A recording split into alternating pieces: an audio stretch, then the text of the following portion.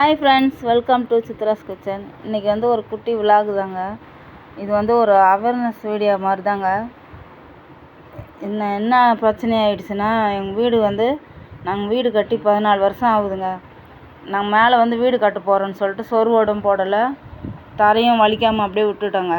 இப்போ என்ன ஆச்சுன்னா, ஃபுல்லாக எல்லா ரூம்லேயும் ஒழுவ லீக் ஆக ஆரம்பிச்சிருச்சு. லேசாக மழை தூரினா கூட உள்ளே வந்து தண்ணி ஒழுவ ஆரம்பிச்சிருங்க. அது மெயினாக கிச்சனில் 4-5 இடம் ஒழுவ ஆரம்பிச்சிருச்சுங்க. அது என்ன பண்ணோம், கொண்டு போய் கையில் காசும் இல்லை, கொண்டு போய் நகையை வச்சுட்டு இது ஒரு 40,000 ஆயிடுச்சுங்க. நீங்கள்லாம் இந்த வீடியோ பார்க்குறவங்க யாருன்னா இந்த வீடு கட்டுற மாதிரி இருந்தால் தயவு செஞ்சு கையோடையே வேலையை முடிச்சிருங்க.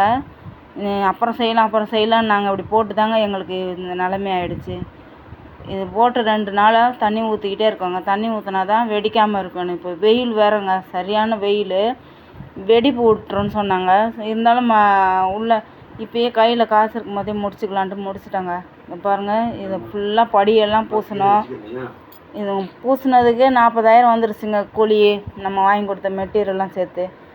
நீங்கள்லாம் வீடு இந்த வீடியோ பார்க்குற யாருன்னா வீடு கட்டினீங்கன்னா தயவு செஞ்சு கையோடு அந்த வேலையை முடிச்சிருங்க. அப்புறம் செய்யலான்னு விட்டால் நம்மளால் முடியாதுங்க. நம்மளுக்கு 2 செலவு தான் இழுத்து விடும். இப்போதைக்கு இது தரையை மட்டும்தாங்க, அதுவும் 1.5 இன்ச்சு தான் வலிச்சு விட்ருக்கோம். செவுரெல்லாம் இன்னும் பூசலைங்க. செவுறு பூசலான்னு பார்த்தா வேணான்னு சொல்லிட்டாங்க. மேலே வீடு கட்டுறதுக்கு இப்போ செவுறு பூசினீங்கன்னா ஜாயிண்டாக தெரியும், இப்போ வேண்டான்னு சொல்லிட்டாங்க. அது சும்மா சுரண்டி விட்டு சும்மா பெயிண்ட் அடித்து விடலான்னு இருக்கிறோங்க. அவ்வளோதாங்க. இந்த வீடியோ உங்களுக்கு பிடிச்சிருந்துச்சுன்னா எனக்கு சப்போர்ட் பண்ணுங்கள், சப்ஸ்கிரைப் பண்ணுங்கள், மறக்காமல் கமெண்ட் பண்ணுங்கள், ஷேர் பண்ணுங்கள்.